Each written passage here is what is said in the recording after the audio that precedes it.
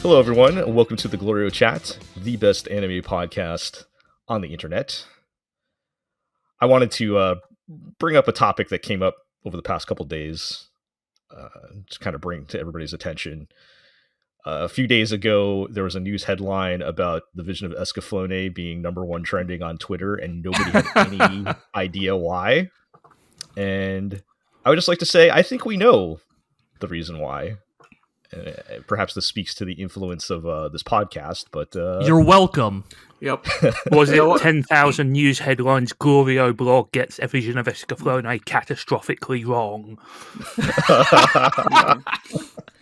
God, no anime blog is as plugged into the morphogenetic field of the greater anime fandom than the GLORIO blog. We are on the cutting edge of anime fandom. Somewhere within the range of the 28-year anniversary of the anime airing, we talked about it in episode 172 of the GLORIO Chat. In other words, it's one of the more recent shows we talk about. Yeah, so, again, I mean, first this season we had GLORIO making it into Dragon Ball. Now we've sparked a trend on Twitter, which in hindsight I'd prefer not to be sparking any trends on Twitter, but not these days. Yes, so clearly our influence over anime is very powerful, and we truly are the best anime podcast. That's all I'm saying. All right. That aside, we are deep into this anime season. A lot of shows hitting the midway points here, or even getting past them in some cases. Time is flying by. We're trying not to think about us rapidly approaching our year end. Time to start thinking about your rankings, folks. Oh, baby. Death is closing in the rearview mirror. Yeah. I have no idea what my anime of the year is going to be. It's wide open. I haven't even. I can't believe it. Thunderbolt Fantasy sweep. It's finally here. I can't wait to see for best animation of the year. I can't wait till Girls Band Cry is our #1 anime of the year. Oh shit! Right, that aired this year too, man. Puppets versus the mentally ill. That's going to be a tough one. Come on, let's be reasonable here. Those puppets are also mentally ill. There's a lot of trauma going on, but we will talk about that in Thunderbolt Fantasy. There's literal manifestation of Rufio's trauma in these latest episodes. We can't get into it now. That's teaser for later on here. Yes. So I don't know if you guys heard the sirens just now. The anime police are coming for me again. But before we get started, let me introduce everybody. I'm Jel. I'm joined by Iro. I'm still here. I'm not dead yet. Oh, give it time. Still with us. Yeah, I mean, everybody who's drank as much water as I have has a 100% mortality rate so far. That's I don't know what to make of that one, but this you're still with us, Iro, and that's what's important. We're also joined by G. So I've heard on the grapevine that people are not very happy in the world of boxing. Apparently, some sounds like a Seinfeld bit. So upsetting things have happened in the world of boxing, and my recommendation, folks, is instead of watching real boxing, which is a disappointing mess, a hollow husk of its former self, may I instead recommend watching episodes 70 through 75 of Hajime no Ippo, detailing the second bout between Makunouchi Ippo and Takashi Sendo, Naniwa Rocky. Maybe one of the best fights I have ever seen in anime, period. Just, it's almost like boxing is way more fun when people's punches sound like gunshots and steam and smoke is flying off their fists every time they throw a punch. I thought you were going to say Megalobox. Or you can watch Megalobox. Megalobox is good too, but Megalobox is in some ways more like real boxing, depressing. That's true. That is true. That is true. I mean, nothing could be more depressing than what just recently happened. I don't even want to get into that. But in boxing or in general? I'm not even touching in general. I'm just even saying just in boxing. But anyway, we're also joined by Zig. It's Welcome me. back. We Hello actually... Go on. You first. I was going to say, we actually made the full rotation. We've had everybody on, and we're back over to you, Zig. Indeed, yes. The default option. When nobody better is available, I am always here. It is officially your turn, is what I'm saying right Yes. now, actually. Yes. So, good to have you back on. And, yeah, let's dive into all the shows that we are still watching here. No new special movies or anything that came out, but we have plenty of other things to talk about with our regular anime.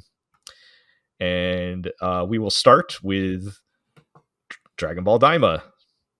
Still watching Dragon Ball DAIMA. Now, I have not been watching past the first episode or two. I don't remember if I watched. I think I watched the first 2 episodes, but did I hear there was actually some GLORIO action recently? A bit. Yeah. They did the obligatory. We need to establish the pecking order in the party. GLORIO besmirches Goku's good name. He refuses to believe that this child is one of the strongest beings in the universe. And I will say, I think technically Goku besmirches GLORIO. We have a symbiotic relationship. I think GLORIO volunteers to fight some Dragon Quest demon of the week, and Goku's like, I don't think you can handle it. And GLORIO's like, yeah. He's like, are you sure? Saying you're stronger than me? Right. And Goku's just like, yeah. I mean, yes. So the birds fly. Related to the power level stuff, I have a question. Does this show treat Dragon Ball Super as canon? Super does not exist in this show in any form whatsoever. Oh, yeah, all right. I'm already more on board than I was. We have talked about this in our first impressions, but yes, DAIMA is weirdly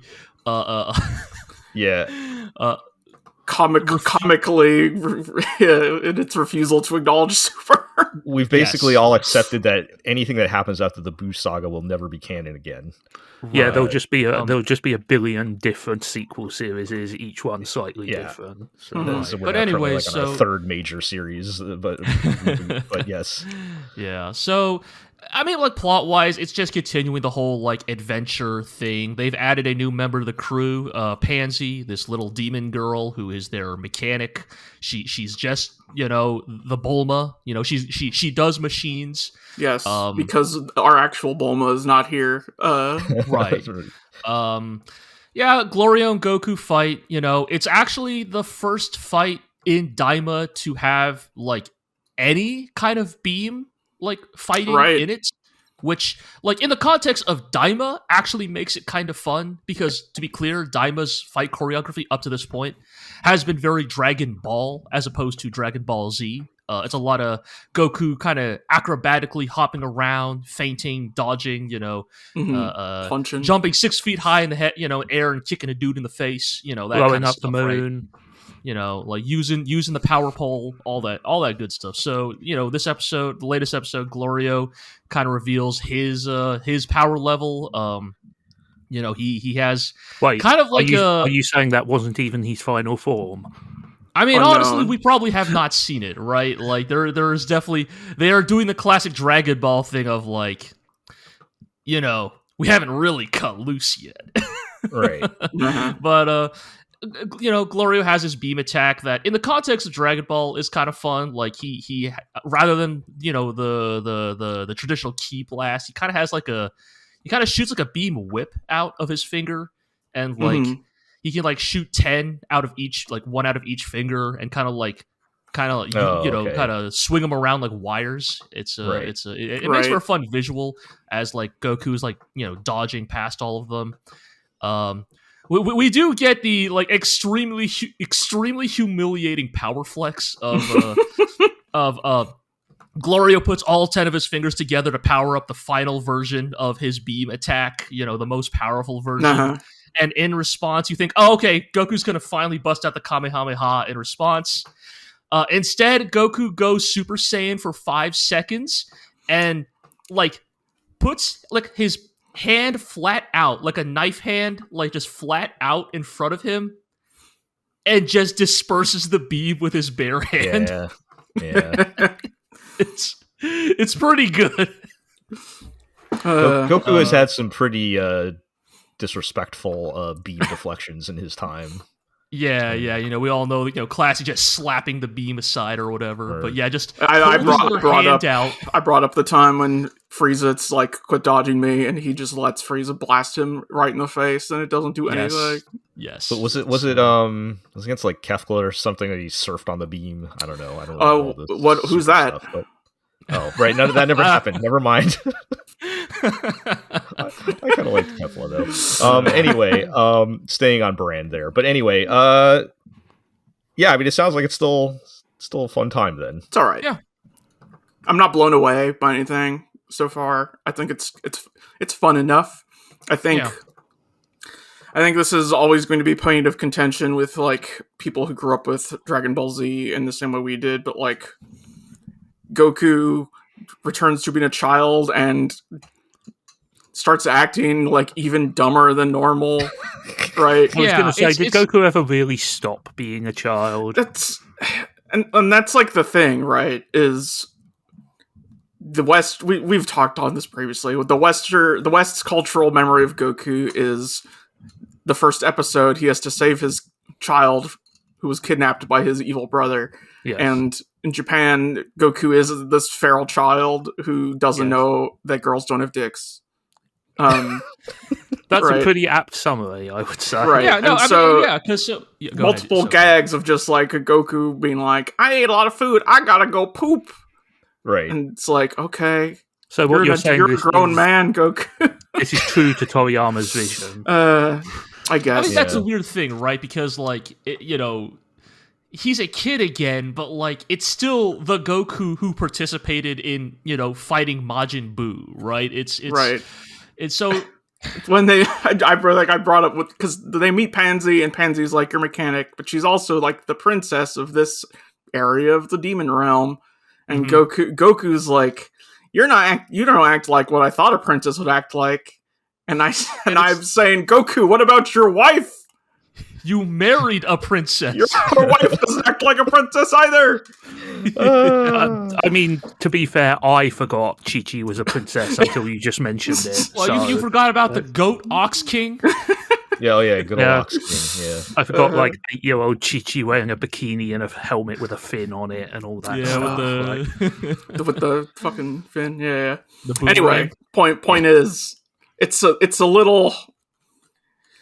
If I think about it too much anytime, I'm like, but they're not really doing anything. Right. In context, it's like, they're kids, they're going to act a little more kiddie, or it's a cartoony, we're having a good time. Right. This is not I think that speaks to... It's not like a revolutionary idea here, right? It's just kind of coming back to basics. I think that speaks to the truth that this is less a sequel to Dragon Ball Z and more kind of an attempt to rebottle the lightning of Dragon Ball minus Z, right? Like, it's almost... I don't want to say a remake, but you know what I mean. It's more kind of an attempt to do over that early stuff than actually be a story sequel to everything which happened. Yeah. All right. Well, I'm glad that it's continuing to be fun, at least, even if it doesn't go anywhere particularly ambitious. But we'll see what happens with GLORIO as well. But let's move on and let's talk about Yakuza Fiance. I feel like this is going to be a running theme for me, where I'm going to be this episode when I'm going to kind of compare and contrast this with Orb, because they're both I have opposite problems with them. Whereas with Yakuza Fiance, I'm finding I have no idea what the hell is going on in this show. As in terms of the overall plot and I don't know, themes or whatever they're trying to accomplish with this show, the tone's all over the place. I don't know what's going on. They just randomly do things. It feels like the writer is making it up as he goes here. or I don't know what's happening, but I'm enjoying it because the like moment to moment scenes and character writing and dialogue are pretty fun, and I'm enjoying the very weird problematic relationship between the main couple. Right. They have kind of settled into this weird combination of acting like an old married couple, but also still having the bit of that sort of like cat and mouse romance movie danger type of thing between them. They pull it off pretty good somehow, and that's kind of what's carrying the show for me. And I also just enjoy, even though it probably doesn't happen as much as I'd like, they do occasionally get into some weird Yakuza hijinks. And so in these 2 episodes, we meet 2 more problematic women. Okay, all right. In these 2 episodes. Okay, so this is why you're still liking the show.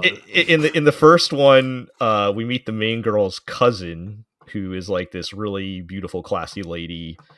That is secretly her, I guess, her connect for her shady medical dealings. Because if you recall, she sold her kidney earlier in the series. Yes, in episode 1. I mustn't forget that.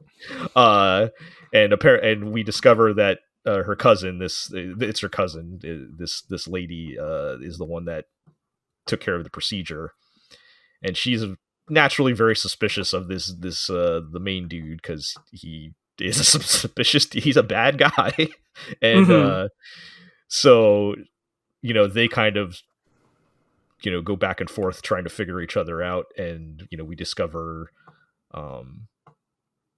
she like didn't actually take her kidney. She like put her under and said she was going to take her kidney, but just like, took a lot of blood out of her to make her and to make it feel like she something happened. Oh, that's all okay then. Oh yeah, I'm like, oh yeah, that's great. What a great cousin. Yeah. And then still gave her not blood. actually take her kidney. Yeah. Yeah, but I thought that was funny because the main girl was like still acting like she's feeling the effects of not having a kidney when she's like perfectly fine. But, to be fair, I was gonna say, even for a black comedy to actually lose an organ, did seem like when you talked about it last time, I was like, that's she has talked about, since it happened, she's talked about how she has to like watch her diet and stuff like that. Like they went totally all in on it, and I would again say probably half and half for shock value and half for humor. It's not like supposed to be super dark, but yeah, so that was interesting. And then the second episode, they introduced this other woman who, okay, this is where things get weird and uncomfortable. Okay, all right. So if you recall, I mentioned one of my biggest problems with the show is they did decide to make them still like high school age. So they're supposed to be like 17 or 18 or something like that. And there's a lot of sex in this show. Just like straight up. Okay. Like no, not hiding it. I mean, they're not like explicitly showing things on screen, but they're also like, hey, we just slept together. Like they're it's right. There's a lot of that going on. Sure. I mean, that's not necessarily a problem, but it's just weird because they're depicted very much as adults. They look like adults. They act like adults. They're never actually. I mean, I've been thinking about this to a certain extent, right? Like, is this that different from like, I don't know, when you have your like. Actually, do they still make these? Like your like live action teen drama, quote unquote, where every and it's not like there's like 25 years old or something. Right. Yeah, it's not like there's like adults that are. It's not like they're having sex with adults and stuff. But and that's a line I don't want to get into. But anyway, but I do get what you mean. The weird, the specifically in this episode, it's a little weird because we're introduced to another beautiful problematic woman who is a like supermodel or something like that. And she's about to start her career as a TV presenter, and I still think she's supposed to be about the same age as the main couple, maybe at most a year or two older. And we discover that the main dude was sleeping with her for like 3 years ago. Okay. And if like they're like, oh yeah, man, we were just doing it every day, all day, every day back then. And I'm like, you guys would have been like 14 or 15. Yeah. I mean, they are meant to be delinquents.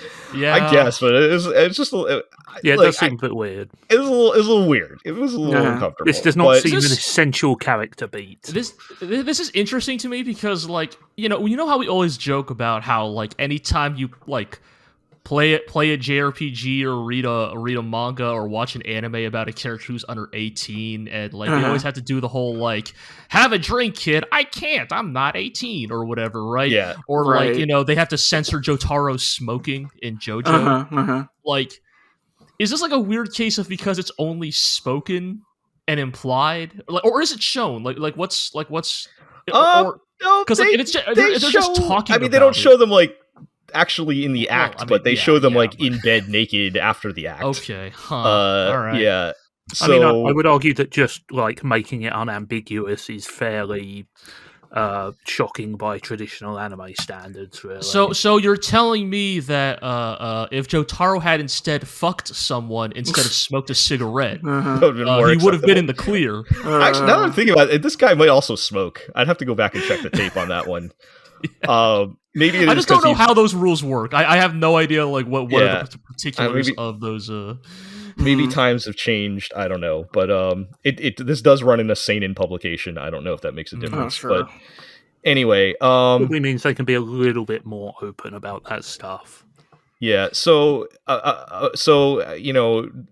they haven't seen each other in years. The main dude and this hot lady that he apparently hooked up with 3 years ago when they were even younger teenagers. And he starts running some kind of scam, and we don't get to see what it is in this episode, but where he basically banks on her not being able to resist him again, and I think he's trying to get some kind of information out of her or whatever. And the main girl is starting to catch on to him, and it's going to be like, is she going to actually care that he's with another woman or something like that? And it's kind of the weird dynamic they have, but I don't know. It's just very weird because like, if they were just if you just made them a little bit older, it would just be like, oh, he's taking advantage of his old flame or something like that, right? But like, it's weird that they frame it that way. I don't know, but it's still fun. Like I said, I like the chemistry between the main two and how they've been kind of playing around with that relationship. And I do wish there were perhaps a little more of the crazy Yakuza hijinks. Like there was a previous episode where they, actually like got jumped by a bunch of Yakuza dudes, and like, okay, here's what it is. The main girl has not gone into her full heat bar mode in a long time. And that's making me that's also making me very sad. So you require violence. I'm hoping we get back to that at some point, but in the meantime, I'm still having fun. So all right, let's move on. Let's talk about Mecha Ude. How's that? Mechanical Arms. I think the show is fun. It is kind of a mess, but I'm enjoying it. I think that for me at least, I'm still having a great deal of fun. I really like this show. But also we're reaching the point in the narrative where ideally you'd want kind of the threads to be coming together to sort of move towards a conclusion. And the show's kind of just so all over the place. It can't really do that effectively. No way. Yeah, I mean, like, I completely agree, but also I'm like, no way, I don't want that, because look at what happens to every other one of these types of shows when they say, hey, it's time to focus on the main plot, High Card, or Sakugan. You're not wrong. Like, you're not wrong. So, like, but yes, it is I will say, it almost feels like they are in fact doing that, because I feel like the last couple of arcs, quote unquote, have been probably more dramatically character focused, right? We get, we finally fight the worm type, Amaryllis, the original worm type Mecha Yes, Ude. the Gen 1 Mecha Ude. Yes, who turns out, there's no moral quandary here. Amaryllis has just possessed Aki's sister, and is puppeting her around. So Aki's sister, not evil. Don't worry. You don't have to feel bad. We just all, you're my nakama. We'll always work together to fight the bad guy. Whatever. So it's pretty fun fight. It's. There's definitely continue to be some great comedy bits, right? Like they have press gained one of the bad guys from earlier in the that's so good. Arc has now been press gained into service for the heroes, right? Because the villains, right? The villains they shackle their Mecha Udes to use them as tools, or what have you. And so now that they've captured this guy and pressed him in, they've unshackled his Mecha Ude. And his Mecha Ude is a wacky, over-the-top, fake ninja type guy who's I have to teach my friend the meaning of Bushido. Right. Is dragging him around by the arm. He is aggressively helpful. It's so funny. It's very good. Voiced by one Katsuki Konishi. Yes. Kamina himself. But so that was fun. There was definitely an element of by the end of that arc when all the characters are we're friends now, no more drama. We're all seeing eye to eye, and I was like, oh, thank God, we can go back to fun beating up monsters hijinks, and then we roll right into the next episode, which starts off with a lot of really funny hijinks. They pull the old Bravern of, we only have 4 episodes left, so we're just gonna we're gonna throw the remaining villains from the OP at the hero all at once. I also just want to point out that it's so weird that they've built up the tortured backstory of Aki as her main character trait, and then once it's done, it's done. Her sister is gone, and it might as well have never have happened. And I don't think she's going through physical therapy. It's all good. I guarantee you, her sister will show up by the end of this. Yeah, probably. Right. But you know what I mean. It's not like this is a lingering plot thread that they are returning to. No. Wait, what are you talking about? We solved it. Yeah, we're done. It's Aki is as clean as you could imagine. Aki is back to eating putting food. Too much butter and jam on her toast. Right? Yes, yeah. But it's just in some senses it's incredibly funny. It does speak very much to the whole kind of we are moving at 1,000,000 miles an hour. Whatever be damned. For sure. I mean, to get back to what we were, the latest episode of kind of why we are maybe treading water in the drama zone again. So the first half of the episode, Goofy just introduced all the remaining villains from the OP. Yep. The girl with the minigun has the most trigger-coded animation sequence I have ever seen from somebody who is not Trigger.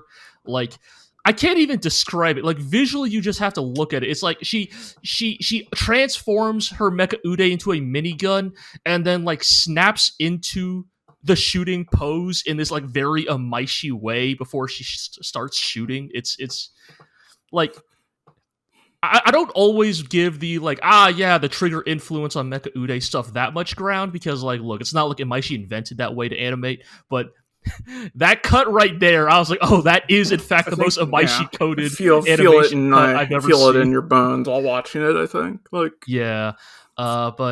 it's all a prelude to our friend Alma has finally got back his memories, right? He now, he remembers his past. He remembers that he was in the plot of Transformers. Mm-hmm. He and his buddies left Cybertron to find the Allspark.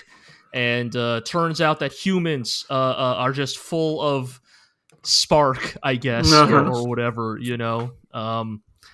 But lost his memories in a tragic. It's just the experiment goes bad. I guess, right? It goes berserk or whatever. The Allspark is also a Mecha Ude, I guess. And, yes. The tragedy of losing his Nakama. Sends him to a coma, and they just do the whole Alma's oh, I can't subject Hikaru to my past. We have to go our separate ways or whatever. And now Hikaru has to team up with Aki and the rest of the motley crew of friends he's created over the course of the last 7 episodes. Yes. And we got to do the Alma retrieval arc, I guess. Yes. And my hope is that this is not the plot for the rest of the whole show. Like, if this is just like the next episode, I think I'll be okay with that. I just, I'd be astonished if they get a whole episode out of it. I think this is like a 10-minute conclusion. Like I just don't need Mecha Ude to be that dramatic. Like, I don't mind it having stakes, but I don't really. This is not a show that I think needs a lot of like this specific type of interpersonal drama. Right. It's more fun when it's just wacky monster of the week, or not even necessarily monster of the week, but just silly. We have mechanized arms we have mechanical arms, and we sometimes fight with them. Type stuff. Yeah. So like I think that like the pros column is that it's incredibly funny and shallow, and like the minuses column is kind of that it's incredibly funny and shallow. Right. If that makes sense. It's great fun. It's just I think we will feel the absence of, I don't want to say substance because that sounds so damning, but I think kind of like the absence of that strong storytelling will tell a little bit more at the climax of the story than it would have at the beginning, if that makes sense. Right. I mean, if you just got kind of like a fun, whatever show, that's fine, and you can enjoy that. It's just the ceiling.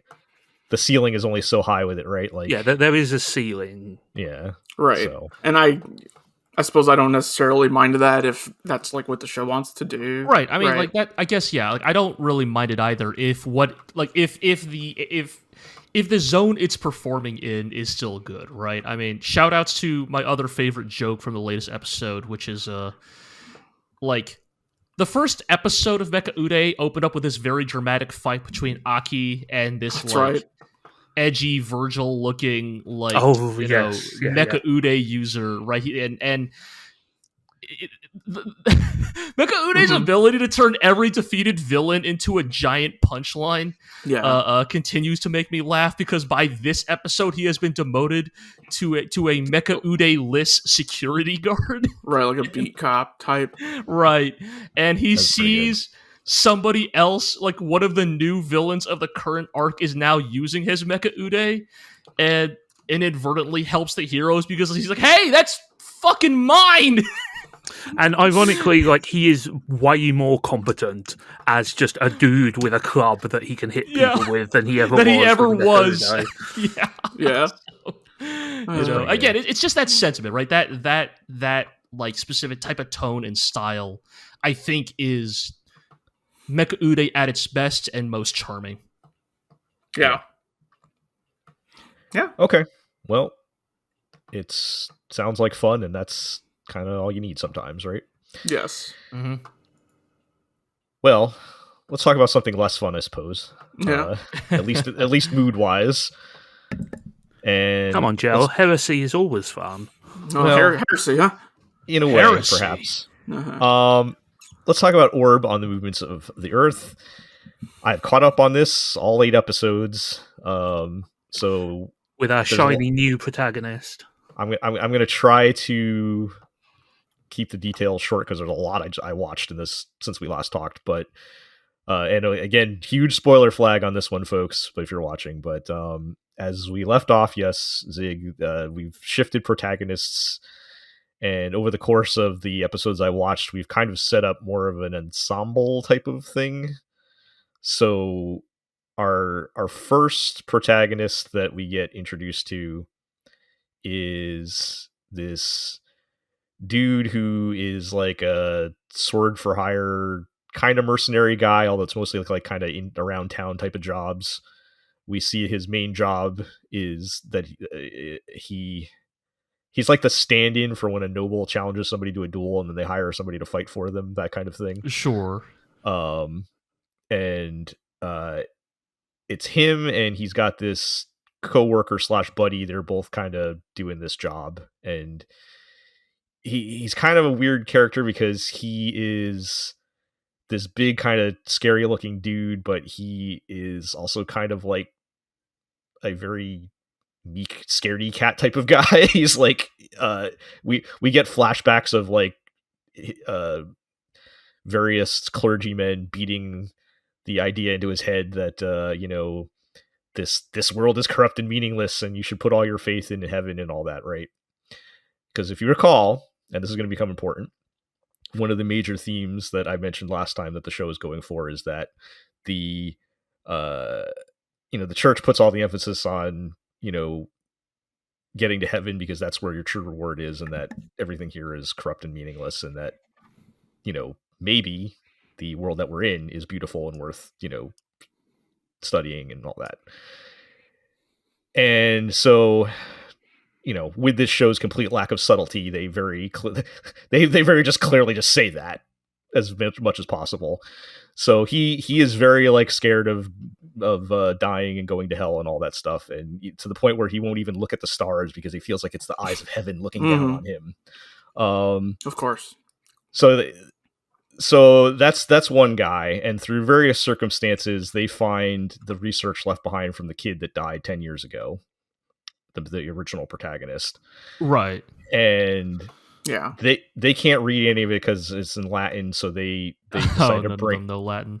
They decide to bring it to this like rebellious monk guy his friend knows, and so our next major character that we meet is this monk guy, who there is some ridiculous things that have happened in this arc. One of them leading up to this, I'll just throw out there, his friend just like randomly dies from falling off a collapsing bridge, like for no reason. Sure, that happens. So he's left with the task to go find this monk guy, and this monk dude, if you guys saw this, he's in one of the. They're both in one of the screen caps I had posted earlier. He's like he's got like scars on his face and an eye patch, and like he's like a monk, absurd character. Sure.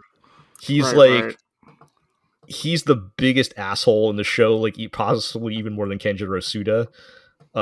He is he's very into like astronomy, but only for his own personal glory. He feels like he is special and meant to change the world. And I hate him, but he is an important part of the plot here. And then, I mean, are you meant to hate him? That's the thing, right?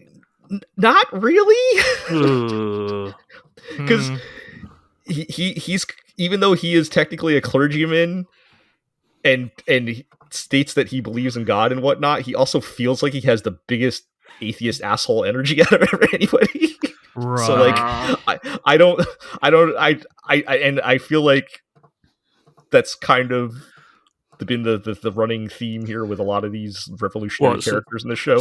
Some real I can overcome you with my amazing brain power. Yeah, exactly. Energy. There's a lot of checkmate Christians sort of energy with some of these conversations. But even though again he still claims to believe in God and heaven and all that. But anyway, so he's the second main character, and then the third one, we're introduced to this young girl who is also very into astronomy, but because she's a woman, we got to throw this theme in here now. She can't partake in any of like the actual serious research, so she is working as an assistant to a researcher basically. And her story has kind of been the most interesting because they get back around to like the other big question of when do you stand up and put your life on the line for something, and then when is it better to fight, pick your battles and fight another day. And she's kind of like, she has an opportunity somewhat similar to the kid that died, the original protagonist kid, and she chooses to not go that route and kind of play the game a little bit more, at least initially. But so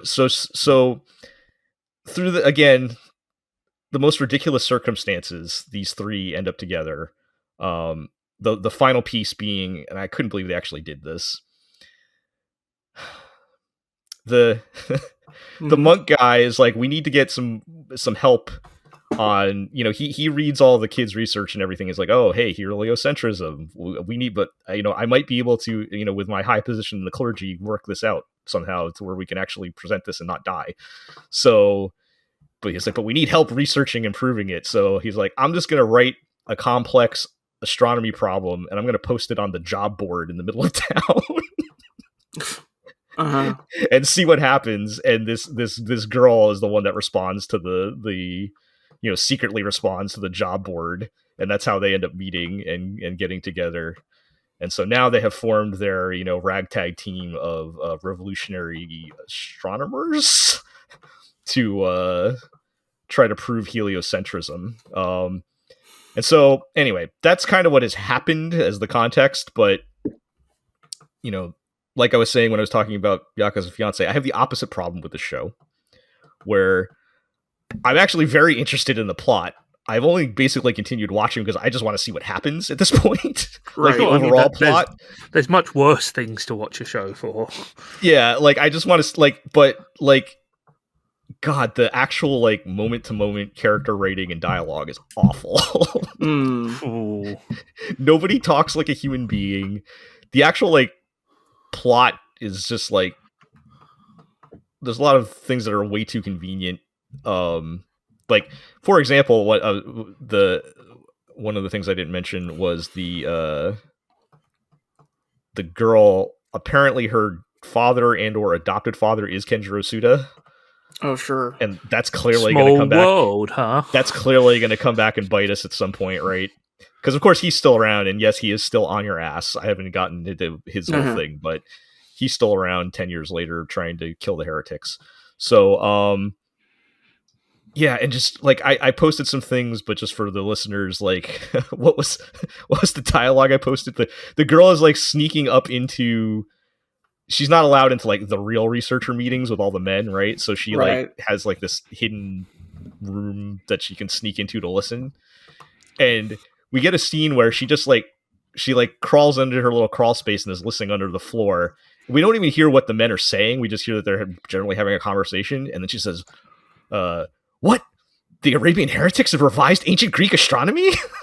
Gasp. And it's with no it's nobody talks like this. No, it's just they all did not talk like that even in medieval times. Yeah, so it's I almost feel nothing when I'm watching the show. I'm just out of intellectual curiosity. I want to see what happens, but all the characters and stuff, I don't feel any feelings about them because they don't act like real people or anything. So I don't know. I'm a little torn on that still. And that's, go ahead. No, go ahead. I think that can be a tough thing when you are doing historical fiction, right? It's you kind of have to the history part actually has to be look, if not perfectly accurate, it at least has to be good and compelling and believable. And then you also still need to layer on a legitimately interesting story and characters on top of it. And you have to sand off the rough edges of history, of the setting, of all of that stuff, right? Right. You've got to take out some of the elements that just would not make for a good story. I do understand now the more you describe Orb Gel. I kind of get why there were those initial Vinland Saga comparisons. Yeah. But I can't speak for Orb because I haven't watched it, but Thorfinn is a really good protagonist, right? That's kind of the thing, right? You have a really compelling character arc as your primary viewpoint, and yeah, it's I think for something like this, or the show you're describing, or the way you describe it at least, it kind of sounds like these characters all kind of feel more like mouthpieces for specific historical topics rather than actual characters who inhabit the world. That's a classic writing mistake, right? Your characters are just the author speaking through them rather than actually being characters in their own right. Mm-hmm. Right. It's the author wanted to write a book about astronomy and but then just fit it into a fictional story. But go ahead, Ira. Yeah, because as you said, G, Thorfinn's a good character, and all the stuff with Thorfinn could theoretically happen in a non-historical setting, right? It could just be Fantasyland, and his character arc would still be satisfying. It's just by putting it in a historical setting, like you can then leverage the things that allows you to do. Like you can add more weight to his story via that setting, and you can use the setting to inform like your plot beats. But yes, that core story has to still be there. Yeah. And it's like, I still don't feel like there's a good reason why this is so important to these characters to do this, right? Right. And why of all things is this research so important for them to risk their lives on? And to their credit, I will give them a little credit, because they are at least starting to put some reasons out there where it's like, it's not even specifically heliocentrism. It's the fact that they are defying the church that is a big deal, right? Right. And they start to gesture a little bit towards that. I feel like that's the angle you would have to take. Yeah, with something like this. But it's kind of, to me, it's kind of too little, too late, because we're so deep. I'm 8 episodes in now, right? Like we should be like that's something that should have been established like episode 1, 2, because that's your whole driving force of why you should care, right? And so they do start to kind of touch on, it's not just that we're studying this specific topic; it's the fact that we're going against what the church has said, and that act in itself is revolutionary. And they're also starting to get into things that we talked about last time, that from real history, where we're actually starting to see division within the church itself. And right, I was going to ask, perhaps you said this in a previous podcast, but is this set in a specific year or a specific time period at least? I think they only say it's in the 1500s. I don't think they give a specific year. I don't remember if they did that in the first year. It is definitely like fictional reimagining of this story. As far as I know, I haven't seen any like real characters from history appear, but it is supposed to be like around the 1500s. But that's what they said. Sure. But they're also starting to get into like, how this is starting to even make divisions in the church. So like I said, one of the characters is that's a monk. What I was thinking. I was wondering if they were going to lead into this being a Reformation parable, or like paralleling it. Yeah, but so like 1500s is kind of late for that. Yeah, so there's like a one of the main characters is a monk who's in a pretty high position, and we uncover later that there is sort of like kind of underground hidden libraries of monks studying these things that separate. But again, that all leads to big like terrible conversations that are like, what? But if we study this information, this could cause divisions in the church. And like, and it's like there's no like nuance or anything to it. I mean, I think the worst conversation, which was one that was supposed to be like this really like heartwarming, bonding, life-changing moment for the mercenary guy before his friend dies, and they're like talking about the stars, and his friend was the one that was originally into astronomy, the guy that falls off the bridge later. But he's like, Captain Kirked him. Like almost this is almost word for word their conversation, where he's like, my life has been terrible, but I feel better when I look at the stars, so I think this world is beautiful. Oh my god. And the other guy's the other guy thinks, and he's like, sorry, you're wrong. The church says that this world is corrupt and meaningless, and that we should put all our hope in heaven. That's what the church says, and that's almost word for word exactly what I'm not even like condensing down the dialogue. Like that's almost exactly word for word how their conversation goes. I'm not even religious, but even I am going like, I think it's a little bit more complicated than that. Yeah.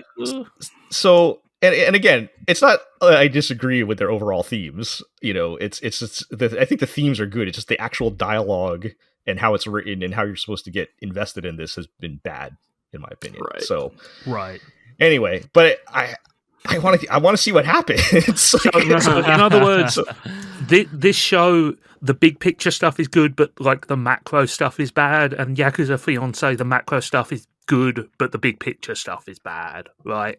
Yeah, that's what I was basically getting at. Is like they're kind of opposite problems for me. Where in this one, I'm just the actual moment to moment stuff. I like it's almost difficult to watch sometimes. So, but I'm committed now. I'm 8 episodes in. I don't know how long this is going, but I want to see. I'm curious if they're actually going to like end this all with like actually getting to a historical person like Copernicus or Galileo or something like that, right? Like, is that going to be the end point of all of this? Like, are they going to be like, oh, all these people that we've never heard of in history led up to this moment or something? I don't know. But I don't even know if the timeline works out for that. I'm not super familiar with all of the details of that history, but we'll see. Okay. All right. Let's talk about something we haven't talked about in a while. Sengoku Youko. Yeah. Which I have forgotten up until last time that we were still airing. Yeah. Look, it's Sengoku Yoko's like an old friend. He's just always there, It's just maybe I should have transitioned with speaking of protagonist change. Is that accurate? Sure. That happened like 20 episodes ago. Yeah. That happened a long time ago, right? Yeah. But, yes, Sengoku Youko. We are firmly in the climactic time dilation sequence that happens to many shonen or seinen manga, where the big fight is happening, and so everything is happening all at once. We're getting, it's been the same. The past like 4 episodes have taken place within the same hour, right? Like, right, type of deal. Right, where the tribe of the Void, who want to capture Senya to use his accumulated protagonist power to save their society, have mind controlled all the yokai and are sort of mounting an army, and the heroes are fighting back. So all the buddies, all of our friends are showing up to help with the fight or hinder the fight. Everyone is here. Everyone is here, including Rockwife. Yes, yes. So, she eventually made it back, huh?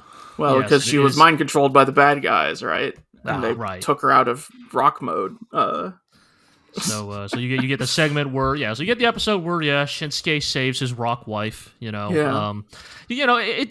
does work as a bit in the sense that obviously like Shinsuke, the shit ass samurai kid from the beginning of this story, right? As kind of like you get to see the culmination of him kind of growing into the mentor role that he has taken. Especially to Senya and just the younger generation of protagonists, right? Like, you get the good bit where I think it's Tama, right? Or whatever, who's like, Shinsuke, you can do the whole soul purification thing. It's like how we can't save her unless we bring her to Senya so he can do the spiritual world purification. And Shinsuke's like, who do you think taught him how to do that? Right, yeah, it's very good, and so it's like, I mean, it's the actual moment itself is like the classic we go into a Shakugan's mind's eye, so to speak, right, where she is reliving her trauma as like a ostracized member of society, and leave it to good old Shinsuke to sort that out. I guess. Riding on the white horse and yes. Tell her that you're okay just as you are. Be yourself. Be yourself. It works better in context, yes, right? Which will lead into kind of the thing that we always talk about with Mizukami, especially with the second or the other major kind of plot point here, which is the duel between Doran and Jinun, right? So that is Senya's father, the dragon guy who was stuffed in a hole in part 1, right? Who has now escaped the hole and was also supposedly mind controlled by the tribe of the Void. And so we've set up over several episodes. Senya wants to fight Jun because it's my father. I have to stop him and prove myself to him. Right. Mudo, the dragon kid, wants to fight Jinun because he's like, I'm also a black dragon and I need to prove my superiority dragon to dragon. And Doran, the big buff tiger man voiced by Tetsuya Nada, is like, I want to fight Doran because I love to fight and we used to be friends. Yeah, we were also childhood rivals. We were childhood friends, and we used to fight all the time. And I want to keep fighting him. And I think the thing that like it's very like. I mean, we'll talk about the plot first, right? So Doran and Jinun fight, right? And in their duel, right? Like, we also, it is the classic thing. But the joke is, like, they all rush him, or, like, Jinun goes to battle and runs past Senya and Muto to fight Doran.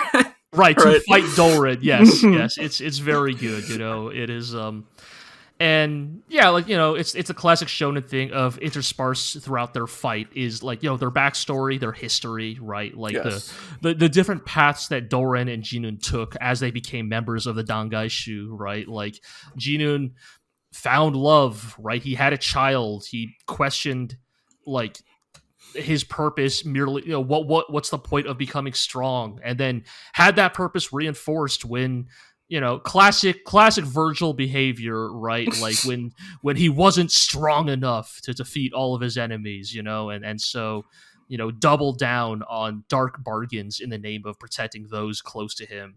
It contrasted with Doran, who, like, never had any... In some ways, Doran's strength... Purpose, right. Mizukami posits that Doran's greatest strength is that Doran has no greater purpose beyond his love of the fight, right? Right. In some ways, that makes him, in the like classic Buddhist sense, the most pure soul of all. Right? He has no earthly attachments. Yeah, we get the segment where he's like, what is the purpose of me wandering around and fighting things? Like, why am I even doing this? And he comes to the conclusion he's doing this because he gets to wander around and help people by fighting things. And isn't that just grand? I think of all the things he'll see. All the people he'll meet, all the monkeys that will give him booze. Yes, hey, if it makes him happy. Yeah. All the tigers he'll punch. Yeah. and like I love it, right? Because that becomes the deciding factor essentially, right? Is that like Judun is weighed down by all the expectations that have like built him up to who he has become, whereas Doran is pure in his pursuit of just martial mastery.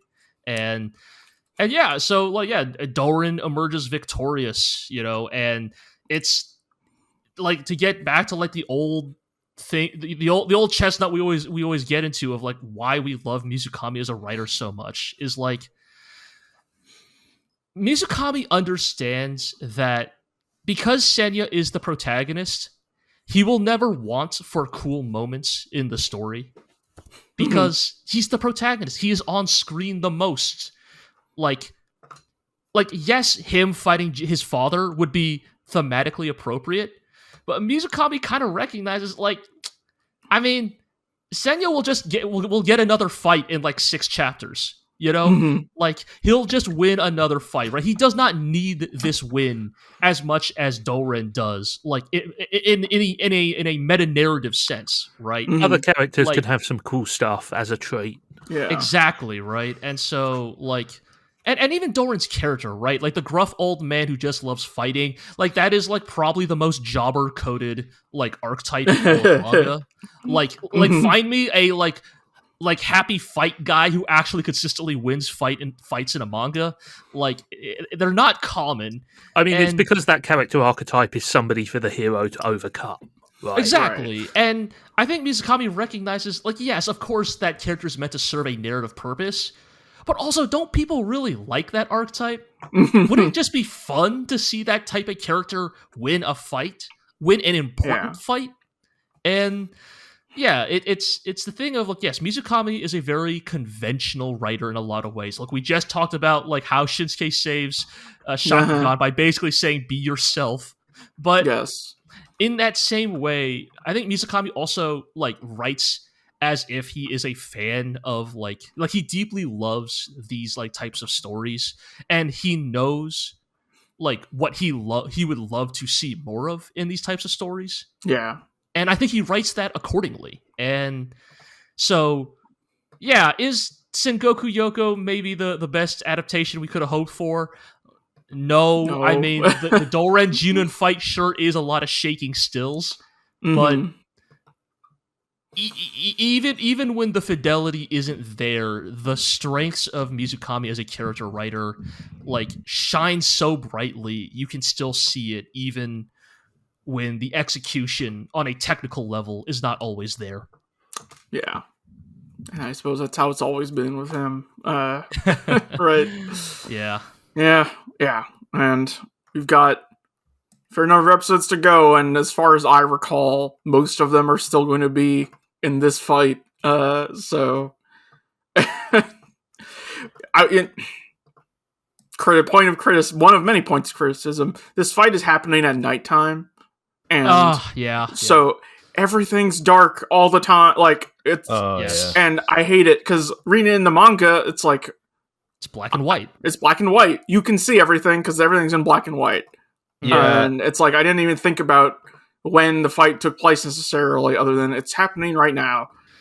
Begging anime studios, please just make fights at nighttime blue. Like, do not just lower the brightness setting. Like, right, don't try to make it literally what it would look like at night, right? Just put the old day for night filter on it. Yes, like that's actually like a problem I have with Orb, because that whole show is about looking at stars and stuff, but 85% of the show takes place at night, and so many of the scenes are super dark, like you can't see anything going on. I mean, the thing is, like, you can make scenes set at night incredibly dramatic, but it requires such a higher level of like artistic intent. You need. I think we will probably talk about that with one of these anime later in this podcast, right? Yeah. I mean, hell yeah. But yes, it's like sometimes when we're watching older things, like, I don't know, an old Gundam or something, and it's like it's dark, and they just make everything blue, and they don't make it dark. It's just blue because and your brain knows that it's meant to be dark, but you can still fucking see everything. Which is what's important. So much more legible, Yeah. All right. Yeah, so, Sengoku Youko, it's all right. It sounds like it's finally getting to pay off, is what I'm hearing. Yeah. Okay. Let's talk about 365 days to the wedding. How many days remain? I think like 200 something they're on right now. All right. Born of the 200th day. Do you not have a counter at the bottom of the screen like in Space Battleship Yamato? Like, no. They kind of just occasionally mention it every now and then, but it's not really that important. But well, we don't got a 3 months until the end of humanity. Yeah, 12 hours till the end. Yeah. Now I want to see that edit. We might need that for real life. But anyway, So, okay, so I'm narrowing down things I like about the show that I think differentiate it between like other very generic romantic comedy type shows, and I'm realizing, like, I don't know what's the guy's name, Tamiki Wakaki, or I think something like that. I don't know what he's been through in his life, but I feel like there's some, like, I guess I would say mature, experienced takes on the relationship stuff. So, like, for example, even just leading up to this, the main couple and part of why I like their chemistry, they've had some like actual like meaningful conversations about, why they've been either hesitant or haven't been in any serious relationships at this point in their life and stuff like that, and like that actually sound like things that like real people would say, right? And that's been good. And in this block of episodes, the first one, they focus on one of their coworkers who's like generic anime middle-aged salaryman, balding with, I think he has glasses and all that, that type of character. Yeah. And he's so happy with his life, and he's so in love with his wife, and she makes him a bento every day still, even though they've been married for a long time. Everyone's like, oh man, they must just have a great marriage or whatever. And I'm waiting for the twist. Yeah. Yep. And so then, like, the next day, he doesn't show up to work, and his kid shows up at it's saying, hey, have you guys seen my dad? Ooh. And they find him drinking himself to death in a bar somewhere because his wife served him divorce papers. Sweet. and it becomes one of the most.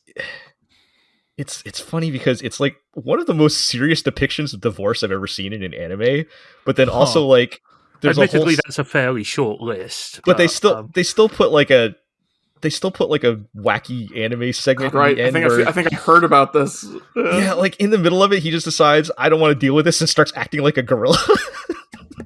It's like jumping around in trees and stuff.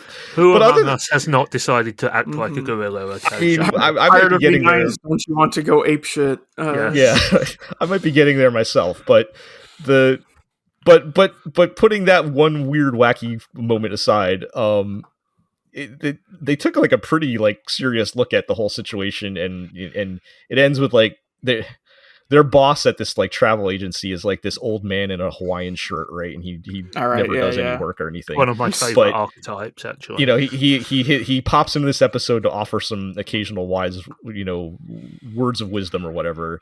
And and he's like, at the end, he's like, he gives a speech about how we don't know what his wife was going through, and perhaps he was blinded by his own happiness and all that. I'm like, damn, like they're just.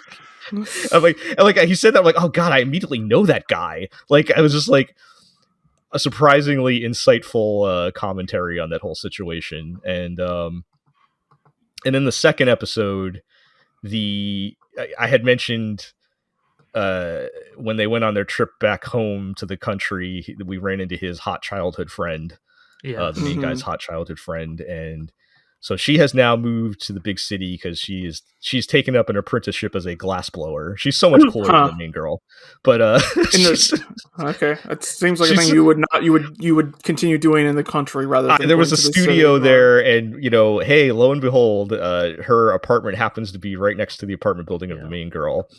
Gosh. And I was concerned, but they handled it well because there's. At least in this episode, there is nothing going on between her and the main guy at all. Like there is nothing happening. They're friends, but not even friendship, or they're friends, but like there's no like romantic anything happening whatsoever. There's no like that's refreshing. And like she's like, oh hey, I want to be friends with you, the girl, and like let's go have some beers or whatever. And so there was some like dramatic tension because the main girl was thinking all kinds of things about this girl in her head, like, oh well, they must be together or whatever, and all that, typical romance misunderstanding stuff. And she was all in her head about it, even though none of it was true. And so they solve their problems the way many problems can be solved, which is drinking lots of alcohol. Hell yeah. So cause of and solution to life's problems. After drinking like, the main girl's probably like 90 pounds and she knocks back like 6 or 7 beers. Jesus. And she's like... Are they like in the classic Japanese businessman huge stein as well? No, just straight out of the can. Oh, okay. They're at her apartment. The old Misato. Yeah, I was going to say the Misato special. The Misato special. So it's her and her and the childhood friend that are like just basically decide to hang out and get drunk. And finally, under the influence of alcohol, she starts to admit a little bit, man, I wish that guy would just say what he's feeling. Is there really nothing between us? Are we really just, co-conspirators in this crazy plan that we have or whatever? And the friend's like, oh, let's just call him and bring him over. And this I'm going to tie this all the way back to something I said at the beginning of the season with this guy and like with Okarun and all that. Like, if you're going to be that type of character who's sort of like the socially awkward dork guy, all I ask is that you try and that you step up when you need to step up. Mm-hmm. And so this guy comes over and he's like, what the hell is going on? Right. And the main girl goes off like on this whole speech about, she finally just spills out, how do you actually feel about me? Is it true that there's really nothing going on between us and all that? And he thinks for like 2 seconds and is like, and basically she asks, how do you really feel about me? And he goes, he thinks for like 2 seconds. He's like, he's like, I like you and I want you to be my girlfriend. Oh, great. Show over. There we go. Done. Problem solved. And I'm like, okay, dude, I was not expecting that, but unfortunately, it's her brain fizzles out and can't process what's happening. Yeah, so, and we leave that on a cliffhanger. I'm kind of expecting it's going to be I drank so much I don't remember, but yeah. And then that's what they'll say to keep the status quo. And then while she's by herself, she goes, "Oh my god, he said the thing." No, I think now it's going to be role reversal, which is now she's happily oblivious and he's pining for her. Well, yeah, I think that's the obvious play, but I will say the show has surprised me on some of its moves on that, like even just the childhood friend thing where they've gone with that. Right. So I'm not going to say that's 100% what's going to happen. That's like the obvious based on the history of all anime romantic comedies and in fact most romantic comedies in general. That's what should happen. But we'll see. I just respect the guy for actually saying it by episode 4 or whatever we were on. So 4 or 5. So yeah. Anyway, it's when you get a show with a premise this kind of basic and done many times, or maybe not the premise, but you know what I mean. Yeah. Standard romantic comedy the stuff. Setup. It's the little things, details. The details that make the difference, and I think that's where they're winning on that. So cool. All right. Good. It's nice to have a show where the details are important and matter and are well thought out in any way whatsoever. I'm releasing the limiters. I've seen some of you're dropping the weights. I'm taking the weighted clothes off. I've seen some Blue Sky posts from all of you about taking his hat off. Before we start, I want to say something. Okay. I think this show isn't very good. Okay, well, let's tell everybody what it is first. They probably know. Gundam Requiem for Vengeance. Yes, if you've been listening to the past couple episodes, you would know. But the current Netflix Gundam thing, whatever it is. Yes, the franchise single-handedly responsible for inflating the runtime of every podcast. Gundam Requiem for Vengeance. You guys have finished watching it, correct? Like we have. It's done. Yes, we it is only six episodes.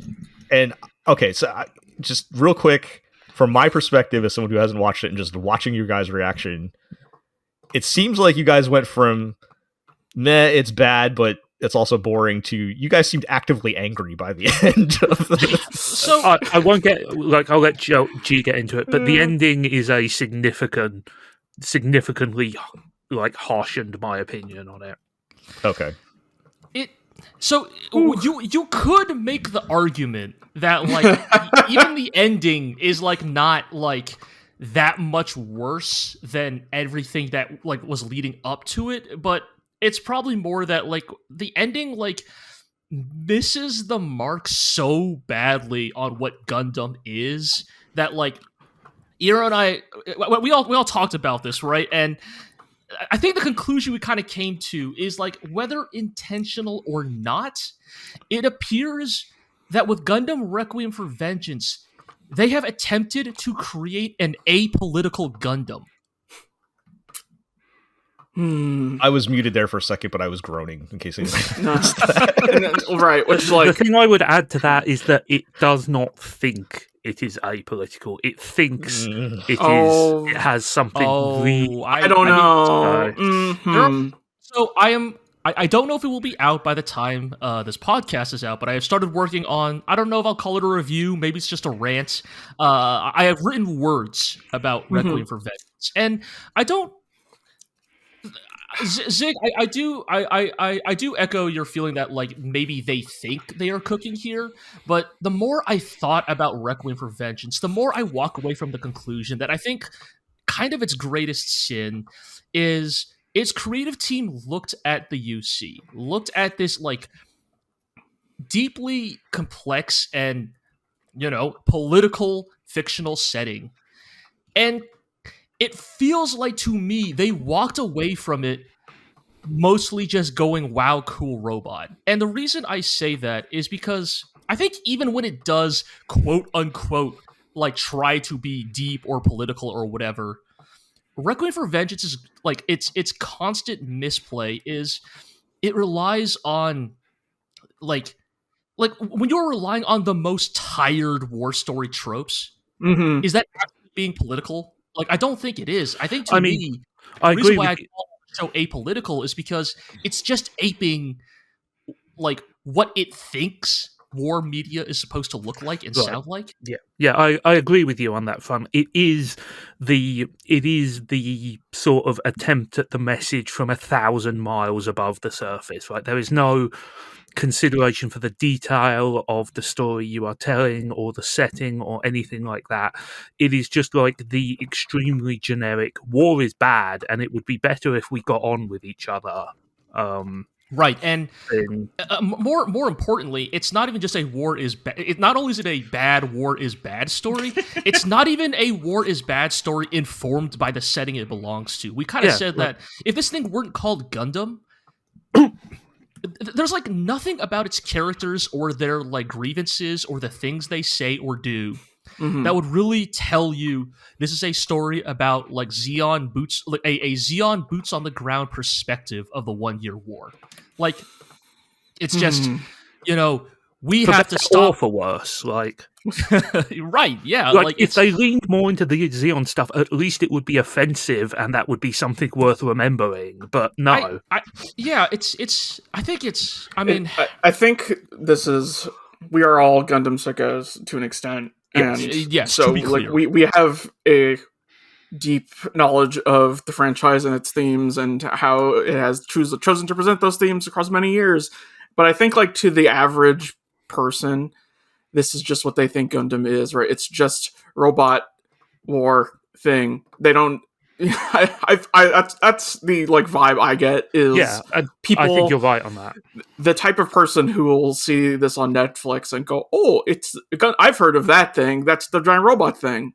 And then yes, like they will just get the most fucking extruded, fucking beat paste war thing, but it have robot in it. You could file all the logos off of this and call it Rock'em Sock'em Robots. Yeah, that's chappy. I in the post that I am working on, I'm pretty sure I'm going to keep this line in. But like, I think in a lot of ways, the thing that is most upsetting about Requiem for Vengeance is that Requiem for Vengeance's political viewpoints are best represented by the literal children that attempt to console Al at the end of 0080. Yes. Like, this is a show that operates on the mentality of don't worry about what these robots represent. There's always another cool war on the horizon. Yes, like, which is the final insane gut punch of that show. Yeah, to be clear, in 0080, that is meant to be a deeply ironic and bitter statement. Yes, like it is not meant to be taken at face value. Yeah, like.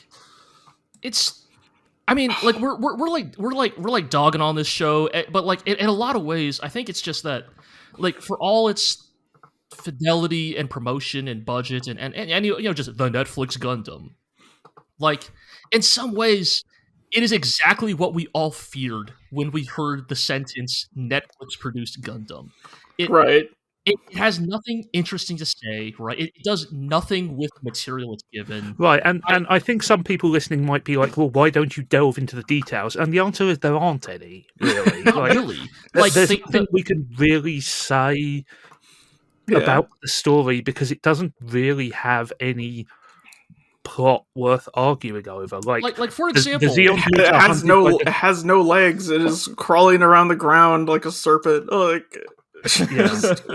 Like we were talking about a story that is from the perspective of the like erstwhile antagonists of the original Gundam, but like so we meet was it Iria Solari, the protagonist of this, like we don't know like anything about her other than like her background as a musician. She has a family. She feels very sad when kids are drafted into wars. Which makes the ending of this show hilarious, by the way. We'll get into that. But like none of the Zeon perspectives ever feel like they are actually informed by the tangible politics of the UC. Like, I don't need a character to like, look, I don't need Orb. I don't need Orb style dialogue. I don't need a Xeon soldier to look in the camera and be like, these are my opinions on the colony drop. But the fact that like, why did you make it a Gundam show if you're not going to use anything from Gundam? Right. Like, what are their, like, they never, like, the Xeon characters never really expound on their specific grievances with the Federation. Like, what did the Federation do that to them justify the colony drop, right? Like, we what are know their feelings on the Zabi family, even? Like, there's none of that here. There is not even a single mention of a Zabi. Like, we know the main character's husband is dead, and we can assume that he died in some sort of war-related thing, but we're never told. Like, we're never, like, it's just like we see him in some vaguely sad flashbacks, and you're meant to assume, oh, I guess he died in the war. But right, like... They never tell us, like, what happened or why... like, what was the inciting incident? Did he die in service of Xeon? Did he die because, I don't know, he tripped over and broke his neck? It doesn't matter. All that matters is that he's dead and we're meant to be sad about Extreme fan film energy from this whole thing, because... Yes. Yeah, it's so superficial. Right. The reason Gundam is popular is because it has this nuance, these details in its story. It was a extremely, for the time, like a complex and nuanced war story that looked at it from multiple angles. And so it's frustrating to see something be like the new Gundam that takes place during the original show.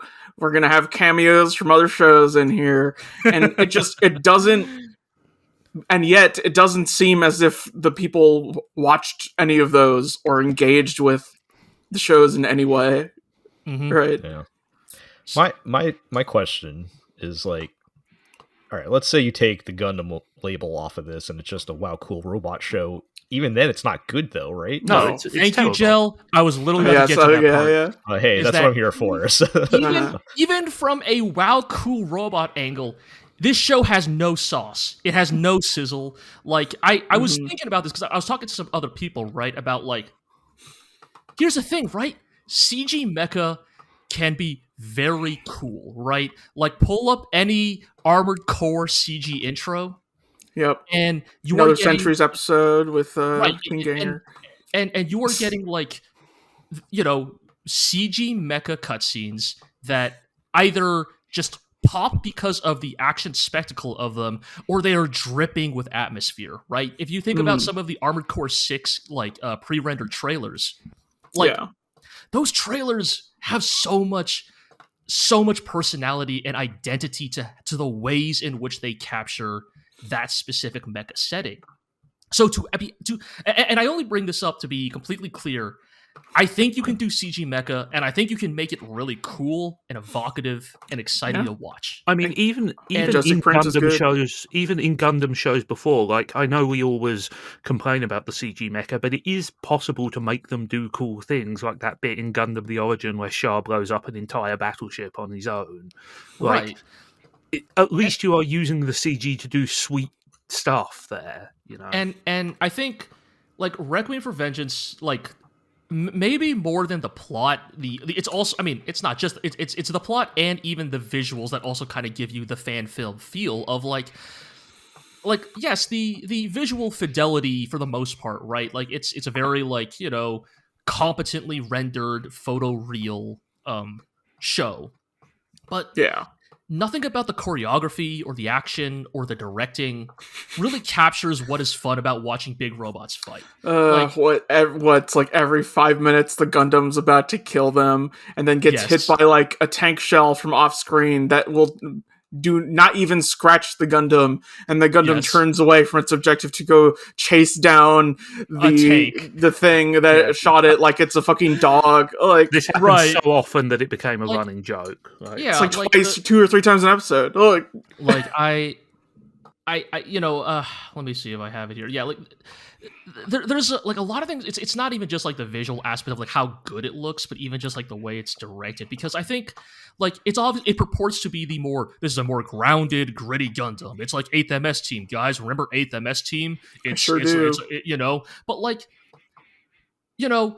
Norris Packard's Goof Custom was doing like all this fucking insane shit in 8th MST. Yeah, we're grading on a pretty severe curve here. Right? Like, I really don't want to paint Western mecha media with too broad of a brush, but there's so many parts of Requiem for Vengeance that feel informed by this was like directed and animated by people who, like, for them, like, mecha is like battle tech or mech warrior. Like, now I will not hear anything said against mech warrior. Thank you. It's just there's a plottingness to Requiem for Vengeance's action that doesn't feel like they don't feel slow in that sort of like deliberate War Machine way. They feel like slow and clunky. And maybe it's because they're humanoid, but like it never really feels like they ever truly take advantage of like what a mobile suit is and can do.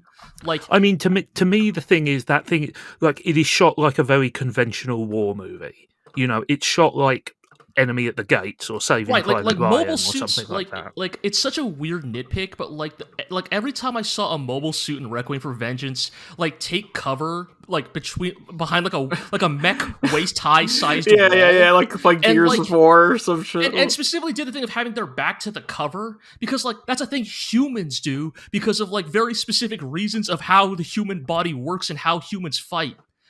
A mech doesn't need to do that. I should point out that the final chapter of Gears of War 4 is you get in giant mechs and then take cover behind houses like it's a gigantified version. I mean, but there it's clearly meant, like, it is clearly done as kind of a joke, if that makes sense. Right. It's just like the only times in Requiem for Vengeance where I ever really felt like they like remembered they were animating mecha and that can, like, yes, are humanoid but can do things humans can't do is like ironically every single time a Goof Custom showed up on screen.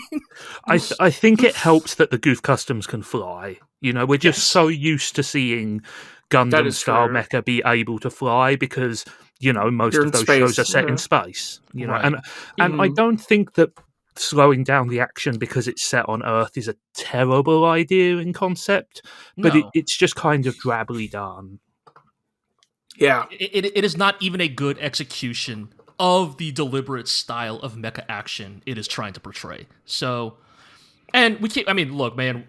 I think people have posted enough screen caps of the people that I don't think we need to even get into that. But like, going photoreal was just a really bad idea for this. Like, doesn't look good for this show, I think. But yeah, so I guess at the end, like where I'm left with Requiem for Vengeance is like I don't want to be like overly pessimistic, but if this is how Netflix handles like a Gundam intentionally aimed at a Western audience, I really do not feel good about the like still unannounced or not announced, unrevealed Legendary Pictures Hollywood Gundam movie. Because if I want to be really like incendiary, I'll say it's because the white man can't write Gundam. But more seriously, what I'm actually saying is that I think the inherent forces of Western media creation, especially like big mainstream works, like it will never let Gundam keep its jagged edges, its friction, like the more esoteric elements of its setting. Yeah, like I think I don't think it's necessarily a national thing, and I know you're mostly joking with that stuff. But I think it is at the core. I think there is a streak of eccentricity to Gundam because it was created by an eccentric man, Tomino. But I think that the best Gundam shows are able to capture the seriousness along with the eccentricity, like in Witch from Mercury, where they do the stupid promo video and stuff like that, or where people occasionally stand around and pontificate about their politics, even though it makes no sense. There is. I think the best Gundam shows have that quirkiness, that sort of aspect of life and sort of I can't even work out how to say it, but a kind of spark of individuality to them. And I think the worst Gundam shows, and, I include the anime stuff among this, are shows where they take themselves deadly seriously and they forget that, that eccentricity is a part of the core Gundam identity. And this thing is just so po-faced. Yeah. It is so serious. It is so... generic. It's just so generic. There is no spark of life to it. There is no individual creator's stamp on it, and that's the most disappointing thing to me. I do think there's some amount of nationality to it, just because Gundam is so informed by like Japan's post-war, right? Yeah. I mean, like I think. It's difficult to say, right? Yes, you're absolutely right. I mean, and in the same way, like I think that this show, Requiem for Vengeance, as I said, is shot like a Western-style war movie and contains many tropes from Western-style war stories. And in this case, and don't get me wrong, I think you can make great stories that, the aforementioned Saving Private Ryan, incredible movie. There are good Western-made war movies, to be absolutely clear. That's not the problem. The problem is it's applied to a Gundam movie in a way that is, or a series in a way that is not working. Right? Yeah. Correct. It's not that's an inherently bad genre. To the point where using some of those tropes, like if you are very familiar with Gundam, the use of some of those tropes makes it like incredibly silly in certain circumstances. Yeah, I mean, I'm just going to quickly go through the ending beat for beat because I think it demonstrates so many of the problems. So the ending is our main character is in her beaten up Zaku. And she's trying to hold, it's a desperate rearguard action while the Zeon evacuates its soldiers off of Earth, which is a thing which happens in the original series. Right. And so she's in a one-on-one fight with the Gundam, which is overwhelmingly powerful. And we've learned that the Gundam is piloted by a kid because that's what Gundams do. They're piloted by teenagers. Yep. Here's how it's not even justified, right? It's just that there's no reason why the Gundam should be piloted by a teenager in this. It's funny that they all they love 8000 team so much. The show where adult soldiers are piloting Gundams. Anyway, continue. So the Gundam pilot is so important they don't even get a name, and so they face off,